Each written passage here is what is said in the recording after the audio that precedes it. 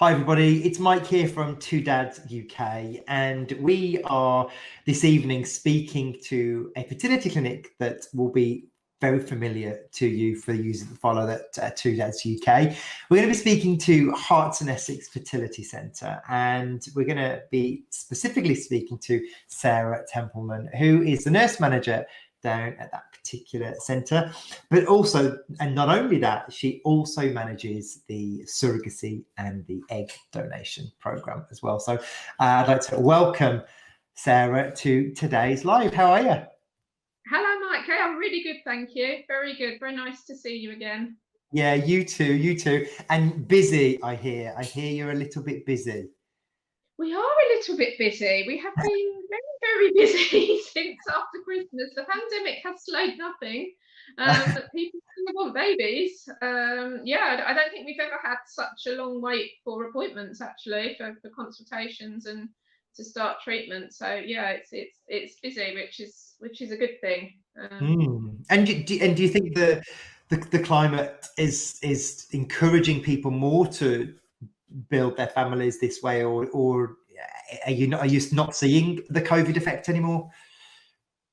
I think we're busy because of the COVID effect. I do. I think people have more time to talk to each other, to make their plans and make decisions. I think people haven't had their holidays, so they have a little bit more money. Mm-hmm. I think for us, like where we're located, I think we've picked up a lot of patients who would be working in central London normally and perhaps utilise the London clinics. They prefer to have a clinic that they can drive to and access that way. So a clinic more local to their home rather than their work. So I think probably those combinations of things, really. Yeah, that's a good point. I hadn't thought of it that way, to be fair, because you're so commutable into central London with the use of Liverpool Street. I guess, those people, if they're working from home, why would you have treatment in central London when you can have it, you don't have to go on public transport and have it safely in your home? Yeah, I think people are reluctant to use public transport at the minute. I think that definitely. Okay, well, look, thanks again for being a part of today's live. Now, I think I was just checking before we started. The last time you and I spoke was October, and we did an Instagram live, and we were talking about eggs and donation generally, because that's one of the services that you manage. So I guess following on or loosely from that, during COVID times, I would imagine that potentially donors may have been less or less forthcoming to donate their eggs, is my assumption.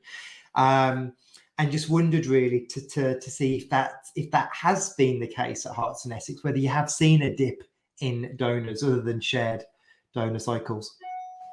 I think so. We always see a dip over the Christmas period in donors and things. Perhaps a slight dip, and it's certainly a little bit more difficult for our donors to donate at the moment, so they have to self-isolate while they're stimulating. It requires even more of a commitment from those wonderful women who want to do that.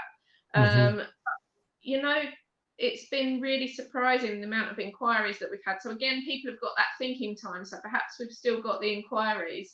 And these ladies are amazing. They've not been too phased by the self-isolation and everything else. So we've probably had a little drop off, but probably not what you would have expected. We still have got donors coming through. Yeah. Yeah, no, I would have thought it would have been more challenging or people less wanting to, but that's interesting. So again, from a curious point of view, then the donors would then so they would self-isolate. Did you say that's the process they would go through? Yeah, they have to self-isolate while they're stimulating up until they have their egg collection. So essentially, it's a UK-wide law that says anybody having an aerosol generating procedure, so an anaesthetic or a sedation of any kind, so in the UK, will have to self-isolate for 2 weeks prior to that procedure. So it's just to keep staff safe, really, from that. Yeah. And during sort of lockdowns and stuff, and there's been much more information across mainstream media in relation to male factor infertility and more awareness. Have you, and I know you guys down there have been doing a load of work to do more, you know, promotion around sperm health and male factor infertility. Have you seen any more men coming forward wanting to talk more about their fertility? Very definitely, actually. We've got a lot more couples come to us recently, where the route that they came to us was via the male partner having a semen assessment, and then they come to us via that. So it's becoming, whereas I think fertility was traditionally something investigated in the female partner initially, we are finding that's reversing and that they're coming through, you know, via the male factor route. But all of our investigations have increased. Again, I think people are just having a think. So we have, I think we looked at our figures, we're something like 70% up on our little packages for fertility investigations across the year last year. Wow. So it's very much changed. Yeah. Good. And I think that's always been one of the challenges, particularly getting men to come to clinics or to speak more about their fertility and understand that this isn't a one-sided disease, and you know, we all need to take some control. So that's interesting that trend has slightly changed. Yeah, I would say so. It is changing. You know, you'll still get your men who are very uncomfortable participants within our fertility clinic, but it is changing, and that can only be good. That can only be good. Let's talk about surrogacy then. So it's one of my favorite topics. It's one of your favorite topics. It's what keeps you really busy. You know, we see both firsthand in terms of the referrals that come through to you, or just generally people telling us that they're having treatment at Herts Essex. You guys are busier than ever with how your surrogacy seems to be growing, and I'm curious to understand why you think that may be. You know, what have you noticed in the, I guess, in the surrogacy world that's changed, or what seems to be working there at Herts Essex? I think people are doing their research, and people do know. So lots of the different agencies will talk to their clients, as you do, about the importance of going to a clinic that has experience and an experienced, you know, surrogacy program.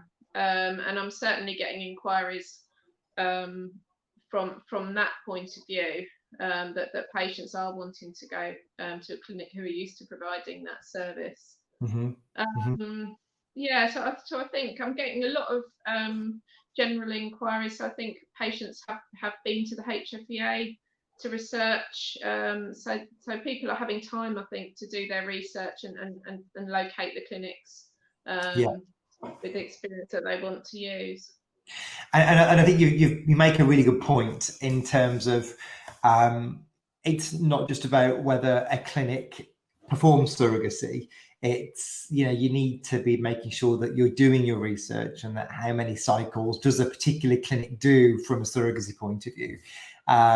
Because as we know, you know, from a consent point of view, or just from a treatment pathway point of view, it's very complex. And just because a clinic says they do surrogacy doesn't necessarily mean they do much of it. So I think that's always something really key for people, if they're listening, to make sure they do their homework. Yeah, I think so. Yeah, the sort of people are looking for somewhere with an established surrogacy program now, and that's good. This can only be good for the patients that way, I think. Agreed. Well, on the topic of surrogacy, so Herts Essex are now confirmed as one of the new directory partners for My Surrogacy Journey. We are very excited. We, as are we. So the team at My Surrogacy Journey are thrilled to be extending the relationship across TwoDads and My Surrogacy Journey to intended parents. And I guess the greatness here is, traditionally, TwoDads UK tends to support and refer and help intended fathers, where obviously my surrogacy journey is going to be working with heterosexual as well as LGBTQ people. So that's one of the many benefits, I think, of working together. Is there anything in particular that you're looking forward to, Sarah? I'm really looking forward to giving patients choice and another option of something different. So my surrogacy journey is going to be quite unique in the way that it looks after intended parents and their surrogates. And for me, I think surrogacy is a very individual experience. So you can have 4 couples having surrogacy, and they can all want something slightly different from it, the same end product, but something different from their journey. And to give patients a little bit more choice of how they choose to do that journey is always a bonus for me. Yeah, and know that the support is there for them, really. Amazing. Yeah, totally. And I think the support thing is really key. And that's what's going to be really interesting, as to how we change that landscape of support. So we're looking forward to it. So thank you very, very much. So on that topic of surrogacy, and I guess the differences between, you know, LGBTQ surrogacy and heterosexual, what do you see as the split between the two, and has that changed over the years? Numbers wise, yeah, we've for some time I would say we've been about 50-50. But actually, ahead of our chat, I had a little tot up of our cycles from last year, and we were actually 65% same-sex couples last year. Oh, really? Interesting. Yeah, it surprised me. This year so far we're 50-50, so it tends to run about 50-50. But yeah, we have got an increasing number of same-sex couples coming to us. Yeah. Great, amazing. So let's go back to something COVID related then, because it's just something that a lot of people have messaged us about, and there seems to be a lot of chatter online about the vaccine and how that's going to impact their fertility or their treatment or what they need to do, whether there's a risk to eggs or sperm. What is the latest advice that you're giving patients then in relation to if they've been vaccinated or they haven't been vaccinated? What should they be doing? Okay, so we had a really good and thorough piece of guidance come out from the BFS and ARC, so the British Fertility Society and the Embryology Society. They've got together and put together a document to give patients guidance. So I believe you'll be able to go onto their websites and find that document. We're certainly sending it out to our patients. The current guidance is that you should have your vaccine in every circumstance, really. If you're offered a vaccine and you're planning fertility treatment, you don't need to change your plans for either. There is no evidence, they're not live vaccines, there's no evidence that they harm fertility or anything else. If you have just had a positive pregnancy test and you were offered the vaccine, they suggest that unless you're in one of the high-risk groups, perhaps wait until after your pregnancy. That's the only circumstance that they would say to delay. But there is no reason from our point of view to delay. But equally, it's everybody's individual choice. So as a clinic, we're going to be able to say, this is what you should do. We're going to give you access to the guidance and let our patients make up their own minds, really. Yeah, and I think what's really interesting about that, it just goes to show how the message has evolved based on, I guess, the data that we now have as a population. Because originally there was you should stall if you're trying to conceive, but now the message is a lot clearer, and that's if you're offered a vaccine, to take that. I mean, essentially the risks of contracting coronavirus during pregnancy are far higher than on the effects of your health and that of your baby than any perceived risks of this vaccine. for which there's no evidence that there are any. So I think that's what the information is based on, really. Amazing. No, super interesting. Thank you. Okay, before I let you go, because I know you're busy, but before I let you go, are there any particular top tips that you would like to offer those trying to conceive through hopefully this last bit of I know, of this pandemic, of this lockdown, of this new normal? What would your top, let's do 3 if you want, 3 top tips? 3 tips. So stay healthy, stay fit for fertility. It's very easy to overindulge in these times when there's not very much to do. But it is very, very important. It's very important for fertility to be in a good state of health, have a good weight, not to be overweight or underweight, to have that good balance and a good nutritional basis for that upcoming pregnancy. That's quite important. I think you may have noticed it. I've found recently that as this lockdown's gone on, particularly this one, that people are becoming increasingly anxious and stressed. I think we're all stressed in our daily lives anyway, because they've changed so much. And I think fertility can add another level. And if you have any resources at your means to try and reduce that stress and the way that you are, that can only help throughout your treatment. And finally, relax, stay positive, really. Stay positive, because we've had to stay positive for a long time. Fertility treatment is becoming more and more successful. I think one of my always favourite phrases to my patients is, there's always a way. We'll always work it out. I think we've found patients becoming very anxious, and it's difficult for us at the moment because we've got quite long waiting lists. Well, for us, we've got sort of about a 6-week wait for a consultation, and longer then to start treatment once you've come in, and it's not what we're used to. And the patients are finding that very difficult, and it's making patients not feel so positively. But be positive. There's always a way. It will happen. All of this will end. We'll go back to normal. But try not to take hurdles as finite, because we will get over pretty much most things. There is pretty much always a way.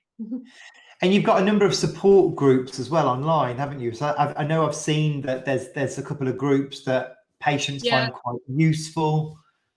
So we have our own patient support group, and the patients, it's quite active. The patients do enjoy talking to each other. We obviously don't have patients able to meet each other now, or wait in the waiting room together, or so it's quite a solitary experience, I think, coming for fertility treatment at the moment. And the women have to come in on their own. We're seeing people singly. We're not sort of seeing them as couples or families. So I think that's increasingly important, that there is someone else to talk to, and know that other people are going through the same thing as you are. Interesting.